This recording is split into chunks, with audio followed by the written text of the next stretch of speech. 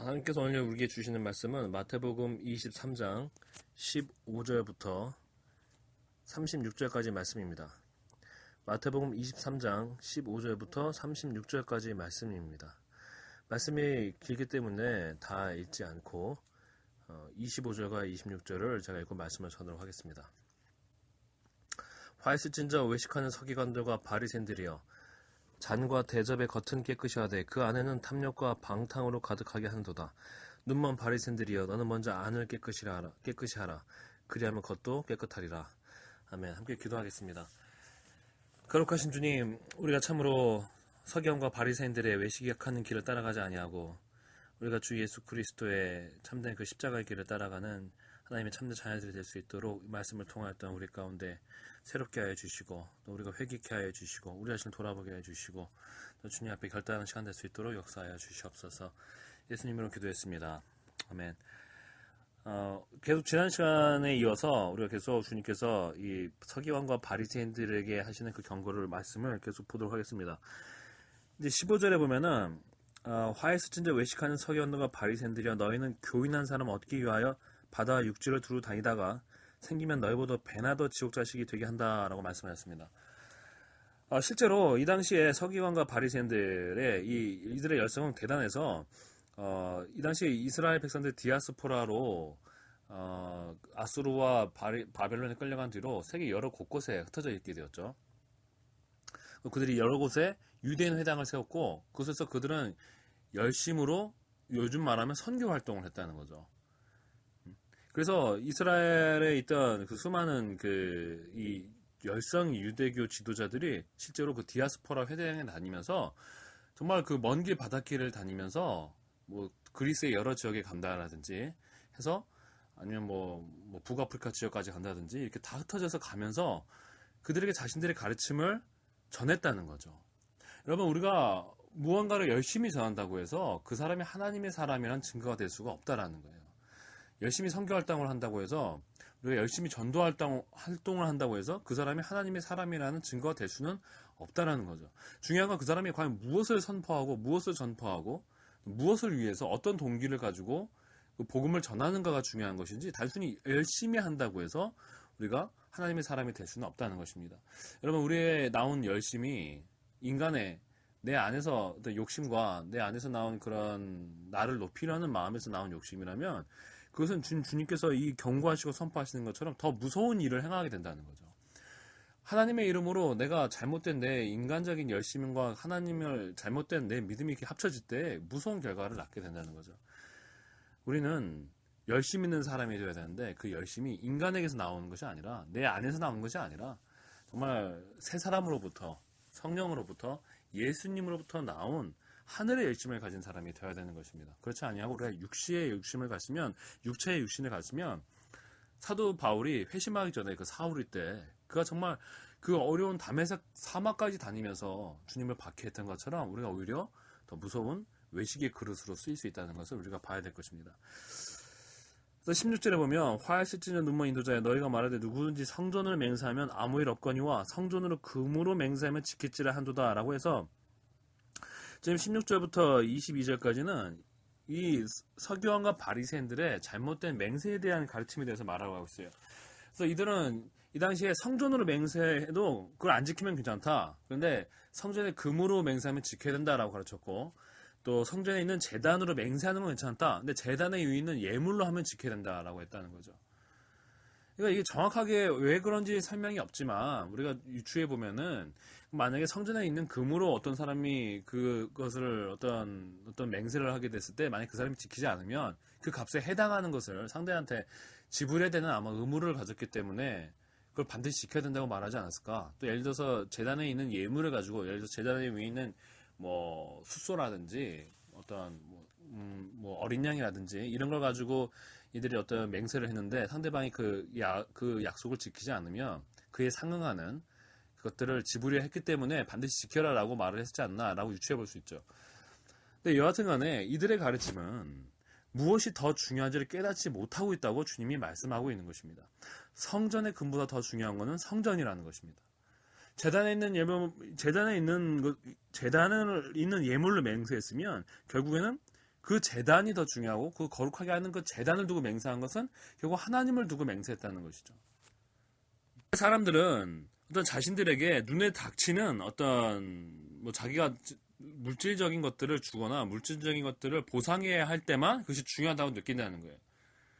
그러나 하나님이 보시기에는 모든 약속은 결국에는 다 하나님께 이르는 것이고, 우리가 뭐 자기 뭐 제 이름을 걸고 맹세합니다. 지금도 많은 사람들 있지 않습니까? 뭐 약속을 하는데 우리는 꼭 그 약속이 어떤 실질적으로 계약이라든지 어떤 돈이 걸려서 우리한테 피해를 주거나 피해를 주지 않을 때만 그 약속을 지켜야 한다고 생각해요.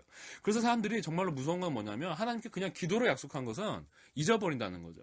우리가 성도들 사이에 그냥 계약 없이 어떤 없이 서로에게 약속하고 내가 앞으로 이렇게 하겠습니다라고 서로 결단하는 말들은 다 잊어버린다는 거예요.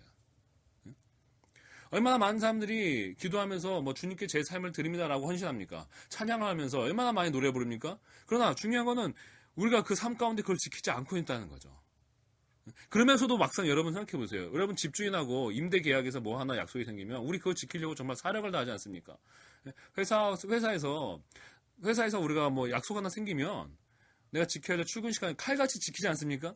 그럼에도 불구하고 우리는 정말로 가장 높으시고 가장 거룩하시고 가장 위대하신 하나님께 드리는 나의 약속, 내가 그분께 드려야 되는 순종에 대해서는 막상 눈에 보이는 물질적인 손해가 없으니까 지키지를 않는다는 거죠. 여러분, 그게 정말로 가장 어리석은 모습이라는 거예요. 그리고 서기관과 바리새인들이 그런 식으로 말씀을 가르쳤다는 것이죠. 여러분, 우리는 모든 약속은 다 지켜야 되는 것이고 결국에는 모든 것의 주인은 하나님이시기에 하나님께 이르는 것입니다. 더더욱 우리가 우리가 주님 앞에서 주님께서 우리에게 주신 명령들과 그 약속들은 사실 우리가 그 어떤 것보다도 더 우리가 생명을 다해서 지켜야 되고 우리가 따라가야 되는 약속이라는 거죠. 저는 안타깝게도 저도 그런 경험이 있고 또 그런 분들을 보지만 하나님께 한 약속들과 정말 우리 하나님 앞에서 우리가 정말 우리가 결단한 것들은 하나님은 그래도 사랑하시니까 한번 뭐 넘어가 주시겠지라는 마음으로 넘어가 버리고 정말 세상적인 것들에 더 집중하고 세상적인 약속들을 지키기 위해서 더 안절부절 못하는 모습들을 많이 보게 됩니다. 여러분, 그것은 정말 비겁한 모습이죠. 우리가 정말로 우리의 모든 것을 걸어서 지켜야 되는 것은 우리가 주 예수 그리스도를 향한 우리의 충성이고 그분을 향한 우리의 약속일 것입니다. 또 23절부터 28절까지 말씀에는 이들의 이중성에 대해서 이들의 말씀을 보는데 이들이 얼마나 모순되게 보이고 있는지에 대해서 예수님께서 또 말씀하고 있습니다. 이들은 성경에서 무엇이 더 중요한지를 몰랐다는 거죠. 이들은 성경에서 가장 중요하게 하나님께서 보시는 것은 형식이 아니라 실질적인 삶의 내용이라는 것을 이들은 깨닫지 못했다는 거예요. 그래서 이들이 맹인이라는 거죠. 그래서 23절에 이렇게 말씀하고 있습니다. 화해센저 외식하는 서기관들과 바리새인들이여, 너희가 박하와 회양과 근체의 11조는 들이되 율법에 더 중한 바 정의와 긍휼과 믿음은 버렸도다. 그러나 이것도 행하고 저것도 버리지 말아야 할지니라. 맹인된 인도자여, 하루 사이는 걸러내고 낙타는 삼킨도다 라고 주님께서 말씀하고 있습니다. 맹인이 되었다는 것입니다. 그래서 정말로 중요한 것은 형식이 아니라는 거죠. 정말로 중요한 것은 예식, 절차 이런 것이 아니라 가장 중요한 것은 율법이 더 중요한 바 뭐라고 말씀했어요? 정의와 긍휼과 믿음이라는 거죠. 제사 행위보다 더 중요한 것은 하나님을 향한 참된 순종이었다는 거죠. 근데 그런 것들은 다 갖다 버리고 눈에 보이는 예식과 형식적인 것들만 정말 이 사람들을 정말 그 지킨 것들은, 이 사람들이 정말로 열심으로 그런 형식적인 지킨 것들은 유명하지 않습니까? 우리도 다 익히 들어와서 안 바이고, 또한 지금도 이스라엘에서 이 랍비들이 그 안식일 지키고 하는 건 놀랍지 않습니까? 이 사람들은 뭐 안식일 지키려고 뭐 일요일날 뭐 엘리베이터도 제가 알기에는 그 안식일 일요일이 아니죠. 그 토요일날 안식일날 뭐 엘리베이터도 작동을 안 한다. 저는 이렇게 얘기 들었고, 뭐 사실이 아닐 수도 있는데 무슨 햄버거도 다르고 거기 돼지고기 들어가지 않게 패티에 정말 이런 것은 최선을 다해서 지키지 않습니까? 그러나 하나님 보시기에는 그 정의와 긍휼과 믿음을 버렸다는 거예요. 정말로 사람들 향한 참된 사랑이 없다라는 거죠. 약한 이를 향한 긍휼이 없다라는 거예요. 진정한 정의가 없다라는 것이죠. 정의가 굽었다는 말을 우리가 그 구약에서 계속 보게 되죠. 정의가 굽었다는 것이 무엇입니까? 하나님께서 보시기에 정말 옳은 것들을 행해야 되는데 이들이 강자의 편에 서고 부자의 편에 서고 정말 약한 자들을 돕고 힘이 없는 자들을 도와야 되는데 그런 걸 하기보다는 강하고 부자들의 편에 섰다는 것이죠. 그게 구약 말기부터 예수님 때까지도 계속 행해온 이들의 삶이라는 것이죠. 사람을 올바르게 보지 않고 사람을 정말 영적인 눈으로 보지 않고 지금 예수님을 향한 이들의 편견을 보세요. 예수님이 나사렛 사람이라는 이유만으로 예수님에게 올바르게 예수님을 판단하지 않고 예수님이 정말로 가지고 있는 그 안에 참된 하나님의 그 진리들을 다 거부하지 않습니까? 그것이 바로 이들의 모습이었다는 거죠. 그래서 믿음을 볼 수가 없었다는 거예요. 말로는 하나님을 믿는다고 하지만 실제 삶에는 믿음이 있지를 않았다는 거죠. 이들은 항상 가장 중요하게 생각하는 것은 물질이었고 돈이었다는 거예요. 예수님께서 그 전에도 말씀하실 때 이 바리새인들이 돈을 사랑한다고 하시는 말씀을 본 적이 있습니다. 겉으로는 안 그러죠. 성령하고 결백해 보이지만 이들의 마음속에는 하나님을 의지하는 것이 아니라 모든 것의 주인 되신 하나님을 의지하는 것이 아니라 물질을 의지하고 육신을 의지하는 사람들이었다는 거죠. 진정한 우리가 하나님을 향한 믿음은 다른 모든 것들을 의지하지 않을 수 있는 믿음을 가져야 돼요. 다른 모든 것들을 의지하지 않고 주님만 의지할 수 있는 믿음을 가져야 되는데 이들은 그러한 믿음을 가지고 있지를 않았다는 것이죠. 그래서 예수님께서 이들에게 계속 처음부터 지금까지 요한복음에서도 뭐라면 너희가 모세를 믿었다면 나를 믿었다라고 예수님께서 말씀하셨습니다. 정말 이들은 율법을 자기들이 지킨다고 말하지만 사실은 하나님의 진정한 그 말씀에 대한 믿음이 없었다는 거예요. 이들이 정말로 그리스도를 기다렸다면, 이들이 정말로 하나님께서 말씀에 부어줄 성령을 기다렸다면 이들이 예수님을 안 믿을 수가 없었겠죠. 그러나 그들은 그런 건 사실 믿지 않았다는 거예요. 그런 건 그냥 글로만 적혀있고 좋은 얘기지 하고 지나가고 그들은 그냥 어떤 종교적인 관습을 지키고 눈에 보이는 그 인간적으로 보기에 이제 거룩해 보이고 인간적으로 보이기에 종교적으로 보이는 거에만 열을 올렸지 정말로 하나님의 능력과 하나님의 참된 말씀에는 믿음을 가지고 있지를 않았다는 거죠. 자, 그래서 또 25절과 26절을 보면 이들의 특징은 뭐냐면 겉은 깨끗하게 하는데 속은 탐욕과 방탕으로 가득 찼다라고 말씀하고 있습니다. 겉은 깨끗했다는 거죠. 겉으로 보기에는 남들이 보기에는 아무 문제가 없고 사람이 보기에는 정말 존경받을 만한 삶을 산다고 말할 수 있지만 그 마음속에는 탐욕과 방탕과 음란함이 가득했다는 거예요.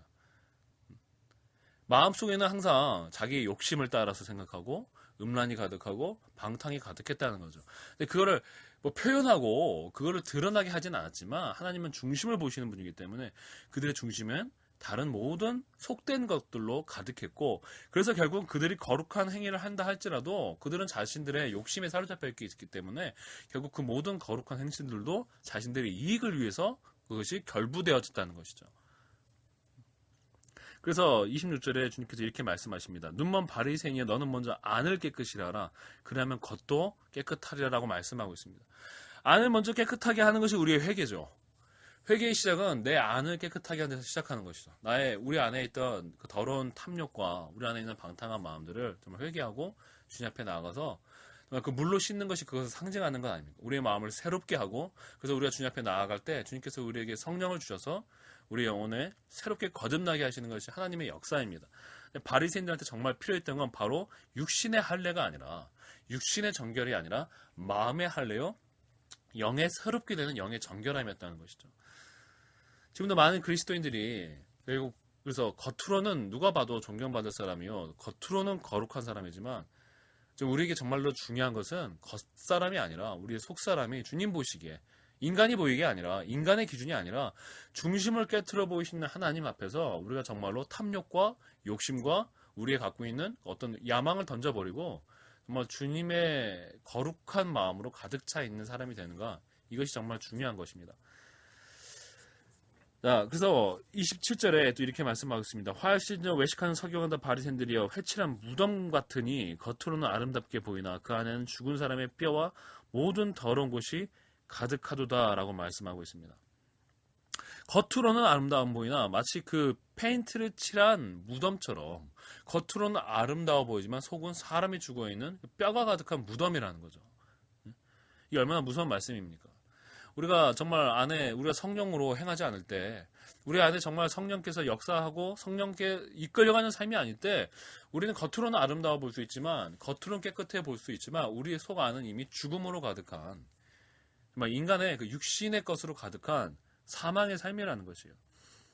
그래서 28절에 이에 같이 너희도 겉으로는 사람에게 옳게 보이되 안으로는 외식과 불법이 가득하도다라고 주님께서 바리새인들에게 다시 한번 그 말씀을 정확하게 그들에 대해서 비판을 하고 계신 것이죠. 자, 이제레이는 또 마지막 그들의 죄에 대해서 29절부터 31절까지 이렇게 말씀하고 있습니다. 화해신저 외식하는 서기관들 바리새인들이여 너희는 선지자들의 무덤을 만들고 의인들의 비석을 꾸미며 이르되 만약 우리가 조상 때에 있었더라면 우리는 그들이 선지자의 피를 흘리는데 참여하지 아니하였으리라 하니 그러면 너희가 선지자를 죽인 자의 자손임을 스스로 증명함이로다 라고 말씀하고 있습니다. 자, 이들의 첫 번째 문제는 다시 돌아가 보면 이들이 자기를 자랑하는 거였습니다. 자기를 자랑하고 자기를 사람들 앞에서 드러내고자 하는 그 교만함이었습니다. 두 번째는 하나님보다 물질을 더 중요하게 생각하는 그 어리석은 마음이었고, 또 세 번째는 더 중요한 하나님의 영적인 것들, 더 중요한 내면의 것들을 바라보지 아니하고 겉의 행위들을 더 중요하게 생각하는 그들의 잘못된 믿음이었습니다. 이제 마지막 주님께서 이들에게 지적하는 건 뭐냐면 이들이 의인을 박해한다는 것입니다. 이들이 선지자를 죽이고 의인들을 박해하고 있다는 것이죠. 그런데 그들은 자신들이 그렇게 하지 않을 것. 자기들이 조상들이었으면 내가 구약 시대에 태어났으면 선지자를 죽이지 않을 것이고, 내가 신약 시대에 태어났으면은 나는 주님을 십자가에 죽이지 않았을 것이고, 이렇게 사람들은 생각을 하지만 주님께서 보시기에 그 사람들은 바로 그 선지자를 죽이고 또 예수님의 제자들을 죽이던 바로 그 사람들이 하던 짓을 동일하게 하고 있다는 것이에요. 지금 물론 우리가 보기에 대한민국에 누가 어떤 주님을 열심히 믿는다고 누가 사람을 죽이고 그 사람을 십자가에 못 박고 죽이고 그 사람을 순교하게 하는 이런 시대는 아니죠. 하지만 동일하게 사람을 죽이지 않을지라도 고립시키고 사람을 결국 한 사람을 우리가 완전히 고립시키고 한 사람을 우리가 이렇게 따돌림시키고 매장시켜버릴 때 그건 사람을 죽이는 것과 똑같은 일을 하는 것이겠죠. 그래서 주님께서 이 마태복음에서 제자들을 보내시면서 뭐라고 약속하셨어요? 너희한테 정말 내 이름으로 너희한테 냉수 한 그릇을 주면 그 소자에게 냉수를 한 그릇을 주면 그는 선지자가 받을 축복을 받을 거라고 주님께서 말씀하셨어요. 주님께서는 주님을 제자들을 도와라고 하셨는데 이 악한 시대의 특징은 뭐냐면 그들 영접하지도 아니하고 주님의 의인들을 선지자들 영접하지도 아니하고 그들을 받아들이지도 않고 그들을 돕지도 않고 도리어 그들을 무관심하고 그냥 그들에게 냉대해 버리는 거죠. 무관심하게 놔둬 버리는 거예요. 듣지 않는 거죠. 그거는 박해하는 것과 결국은 전혀 다를 게 없는 거죠. 무관심도 또 하나의 다른 형태의 박해에 지나지 않기 때문에 우리가 무관심하고 또 그들을 영접하지 않는 것은 결국은 박해하는 것과 전혀 다를 바가 없는 것이죠. 그러니까 물론 지금도 주님의 이름으로 순교를 당한 사람이 있을 것이고 주님의 이름으로 또한 어딘가에서 또 이렇게 피를 흘린 사람이 있을 것이라고 생각합니다. 그러한 또 나라나 그러한 지역이 있을 것이고 또 우리나라처럼 또 다른 방법으로 선지자들과 의인들을 박해하는 곳이 있겠죠. 그래서 주님께서는 이들의 모순에 대해서 뭐라고 말씀하냐면 그 서기관과 바리새인들은 지금 그 선지자들의 무덤을 만들고 의인들의 비석을 꾸미면서 말하고 있다는 거예요. 우리가 조상 때 있으면 그렇게 하지 않았을 것이다. 근데 결국에는 예수님은 뭐를 말하고 있냐면 지금 이 29절에서 선지자들의 무덤을 만들고 악인들의 비석을 꾸민다는 게 뭡니까? 결국에는 선지자들과 의인들을 죽일 그 계획을 하고 있다는 거죠. 지금 사실 이 서기관과 바리새인들이 예수님을 죽일 모의를 하고 있지 않습니까? 예수님을 결국에는 이제 며칠 뒤면은 이때부터 이제 얼마 지나지 않으면 실제로 예수님을 이제 죽이게 되지만 예수님을 죽일 계획을 가지면서 우리는 그러지 않았을 것이다. 우리가 그 조상 때 태어났으면 우리 조상처럼 그러지 않을 것이다라고 말을 한다는 거예요. 인간이 가지고 있는 굉장히 그 모순이죠. 자기가 실제로 지금 정말 주님을 박해하고 주님의 사람들을 죽이는 일을 하고 있으면서도 나는 그러지 않을 것이다라고 생각하는 우리가 빌라도를 보면은 빌라도가 예수님을 결국에는 십자가에 죽이는 그 판결을 내리면서 그 사람이 하는 게 뭐예요? 자기 손을 씻지 않습니까? 그러니까 자기는 그 의인을 죽이는 짓을 하면서도 자기는 깨끗하다고 스스로 위안해 버리는 거예요. 인간의 굉장히 그 무서운 자기 합리화의 모습이죠. 여러분 우리는 정말 지금 주님이 보내신 주님의 제자들과 의인들을 영접하고 또 그들과 함께 교제를 하며 정말 그들과 함께 하는 삶을 살고 있습니까? 아니면 우리 역시 그들을 무관심하게 내버리고 냉대하고 정말 그들의 핍박에 그들의 그 고난에 동참하지 않고 그들을 던져버리는 삶을 살고 있지는 않습니까? 또 심지어 우리도 모르게 그들을 핍박하고 우리도 모르게 그 군중들과 함께 그들을 비난하는 그 자리에 함께 있지는 않습니까? 만약에 우리가 그렇게 하고 있다면은 우리는 동일하게 이 서기관과 바리새인들과 이 동일한 자리에 있다는 것이죠. 그래서 주님께서 32절에 이렇게 말씀했습니다. 너희가 너희 조상의 분량을 채우라라고 말씀하셨죠. 그리고 33절에 뱀들아 독사의 새끼들아 너희가 어떻게 지옥의 판결을 벌이겠느냐. 34절에 그러므로 내가 너희에게 선지자들과 지혜 있는 자들과 서기관들을 보내매 너희가 그 중에서 덜어는 죽이거나 십자가에 못 박고 그 중에서 덜어는 너희 회당에서 채찍질하고 이 동네에서 저 동네로 따라다니며 박해하리라 라고 말씀하고 있습니다. 주님은 결국 이들이 회개하지 않는 이 상태에 있다면 결국에는 이들 역시 그 선지자들과 의인을 죽이는 그 박해하는 자리에 계속 나아가서 그들을 죽일 것이라고 주님은 예언하고 계시는 거죠. 주님께서 결국은 보내는 지혜 있는 자들과 주님의 서기관들을 주님의 지혜 있는 자들을 그들이 죽이고 십자가를 못 박고 채찍질하고 핍박할 것이라고 주님께서 말씀하고 계시는 것입니다. 실제로 그렇게 벌어지죠. 그래서 사도행전에서도 보면은 가장 주님을 핍박하고 주님의 제자들 핍박하는 사람들이 로마인들이 아니라 이 바리새파 사람들이에요. 바리새파 사람들이 결국에는 사도 바울을 결국에는 또 죽이는데 열심으로 죽이는데 동참하게 되죠.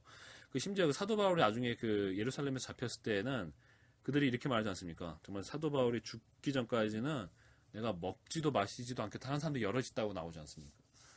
가장 무서운 사실은 그 주님을 박해하는 그 적이 된다는 것이죠. 자, 그래서 36절에 그러므로 의인 아벨의 피로부터 성전과 제단 사이에서 너희가 죽인 바갈의 아들 사갈의 피까지 땅 위에서 흘린 의로운 피가 다 너희에게 돌아가리라. 내가 진실로 너희에게 이르노니 이것이 다 이 세대에 돌아가리라 주님께서 말씀하셨습니다. 근데 주님께서는 결국에는 하지만 반드시 이 피가 이 세대에 돌아갈 것을 주님은 말씀하고 있습니다. 그래서 요한계시록에도 보면 그 주님께서 마지막 심판 때에 그 마지막 심판 때 주님께서 이 땅을 심판하신 가장 큰 이유 중에 하나가 의인의 피가 그 서원을 부러진다고 말씀하셨습니다. 그 아벨이 처음에 그 가인한테 죽임을 당했을 때도 주님께서 그 가인한테 아벨의 피가 부러진다고 말씀하셨죠. 결국에는 이 세대라는 것은 결국 단순히 예수님이 십자가에 죽으셨고 부활하셨을 때 그 당시의 세대만을 말하는 것이 아니라 결국 이 세상 전체를 말하는 것입니다. 결국 이 세상은 결국은 아벨의 피부터 어떤 지금까지도 주님의 사람들을 박해하고 주님의 사람들을 핍박하고 또 그들을 괴롭힌 그 모든 죄에 대한 죄값을 언젠가는 반드시 받게 될 것입니다. 근데 그럴 때 과연 우리는 주님께서 보시기에 어느 편에 선 사람으로 되어 있을지 우리가 돌아봐야 된다는 것이죠. 정말 예수님의 그 교회에 속한 자들인가 아니면 우리가 서기관과 바리새인들에 속한 자들인가 아니면 우리가 이방인에 속한 자들인가 우리가 정말 마지막 심판 때 주님 앞에서 주님께서 보실 때 정말 너는 나의 충성된 종이요 너는 내 충성된 제자였다라는 그런 말을 듣는 사람들이 되어야 되지 않겠습니까? 또 그러기 위해서는 결국에는 우리 역시 이 서기관과 바리새인들부터 오는 핍박을 받을 수밖에 없다라는 것이죠. 왜냐하면 주님 편에 우리가 우리가 주님 편에 정말 서게 되면 그때부터는 진짜 이 사람들의 핍박과 이 사람들로부터 오는 이 박해가 기다리고 있다라는 거예요. 근데 이제 우리가 또 돌아봐야 되는 거는 주님께서 물론 이렇게 이들에게 무섭게 경고하셨지만은 37절과 39절까지의 말씀을 보면 주님께서 이들에게 원하시는 것은 멸망이 아니라 주님께서는 이들이 다시 돌아오고 정말 암탉이 그 알을 품는 것 같이 암탉이 그 새끼들을 모으려고 한 것 같이 끊임없이 그들을 안에 품으려고 하셨다는 거예요. 지금도 주님은 사실은 이 말씀을 하시는 순간에도 이들이 혹여 이 말이라도 듣고 돌아오기를 원하시는 것이죠. 그래서 37절 말씀을 보면 예루살렘아 예루살렘아 선지자들을 죽이고 네게 파송된 자들을 돌로 치는 자여 암탉이 그 새끼를 날개 아래에 모음같이 내가 네 자녀를 모으려 한 일이 몇 번이더냐 그러나 너희가 원하지 아니하였도다. 보라 너희 집이 황폐하여 버려진 바 되리라. 내가 너희에게 이르노니 이제부터 너희는 찬송하려다 주의 이름으로 오시는 이유 할 때까지 나를 보지 못하리라 하시니라. 주님께서 이렇게 말씀하셨습니다. 주님은 그 당시에 계속 끊임없이 이스라엘이 정말 주님 품 안에 돌아오길 기다리셨고, 또한 지금까지도 주님은 이스라엘이 돌아오기를 간절히 원하고 계십니다. 하지만 지금까지도 이스라엘은 돌아오지 않았죠. 그래서 주님께서 멸망 직전까지, 유대인들이 정말 세상에서 멸망 직전까지 갔던 지가 몇 번입니까? 하지만 주님은 그들을 이 세상에서 지우지 아니하시고 지금도 기다리고 계시는 거죠. 마찬가지입니다. 이스라엘보다 더 지금 더 새롭게 된 이 신약의 이스라엘인 이 교회에 대해서 주님께서 품으시는 말씀도 이와 같을 것입니다. 이것보다 더 간절하시겠죠. 주님께서는 끊임없이 교회가 돌아오기를 원하고 계십니다. 주님께서는 끊임없이 한국 교회가, 또 이 시대의 교회들이 정말 주님 앞에 돌아오기를 간절히 기다리고 계시는 것이죠. 근데 우리가 돌아가지 않는다면, 정말 이 교회들이 회개하지 않고 주님 앞에 돌아간다면 우리도 황폐함을 면할 수가 없을 것입니다. 실제로 예루살렘은, 그래서 이 이스라엘은 예수님이 돌아가신 지 약 40년 뒤에 결국 정말 돌 위에 돌 하나 남지 않게 다 황폐하게 되지 않습니까? 점점 한국 교회를 보십시오. 유럽 교회도 다 죽었지 않습니까? 유럽 교회 보면 정말 이젠 그 유럽 교회 터 위에 모스크가 세워지지 않습니까? 하나님께서는, 사람들은 그냥 그게 정치적인 일들로 보지만 역사의 물결로 인해서 지금 하나님께서 이르시는 거의 하나님께서 역사하시는 그 역사의 손길로 인해서 이제는 그곳에 엄청나게 많은 양의 그 무슬림 사람들이 들어가면서 교회는 점점 이제 원래 힘을 잃었었는데 더 힘을 잃고 사라져가고 있지 않습니까? 무슬림이 늘어나고 또 유럽은 급속히 세력화되면서 유럽의 교회들은 이젠 정말 돌 위에 돌 하나 찾아보기 힘들 만큼 숫자고 사라져가고 있는 것 자체가 문제가 아니라 그 질적으로도 지금 힘을 잃어버리고 있습니다. 우리나라 교회도 마찬가지예요. 우리나라 교회도 이제는 어떤 그 거룩한 영향력, 그걸 잊어버린 지는 벌써 한 10년 넘게 잊어버린 것 같아요. 10년, 20년? 저는 이미 다 없어져 버렸죠. 이제 누가 교회 지도자가 무슨 말을 한다고, 정말 우리 교회 지도자가 한 말이 정말 존경받을 만한 말이다. 누가 그렇게 말을 합니까? 점점 이제 한국교회도 황폐화되어 가고 있어요. 여러분, 우리가 정말 주님 앞에 돌아와서 정말 이 외식하는 모습을 버리고 정말로 예수님을 참으로 영접할 때에만, 예수님께서 말씀하신 것들을 우리가 정말로 믿고 받아들이고 우리가 정말로 그렇게 살아갈 때에만 우리 교회는 다시 일어나고 정말 다시 영적인 그 영향력을 얻고 다시 일어날 수 있을 것입니다. 그렇다고 해서 제가 우리나라 교회가 과거에는 깨끗했다, 그건 아니었던 것 같아요. 우리나라 교회가 과거에는 주님의 복음대로 전파했느냐, 그건 아니었어요. 하지만 주님께서는 어쨌든 우리에게 분명 은혜를 주셨고, 이와 같은 주님께서는 한국 교회한테 분명히 한때 영향력을 주셨었고 힘을 주셨어요. 그러나 우리는 그것들을 가지고 더 우리 물질적인 것들로 복음을 세속화시켜 버렸고, 외식하고 또 자신들만의 파를 만들고 자신들의 기득권을 만들고 정말 정파를 만들고 교파를 만드는데 모든 힘을 쏟아버렸고, 정말 예수님의 참 뜻을 이루고 예수님의 참 가르침을 이룬 데는 우리는 관심을 잃어버렸어요.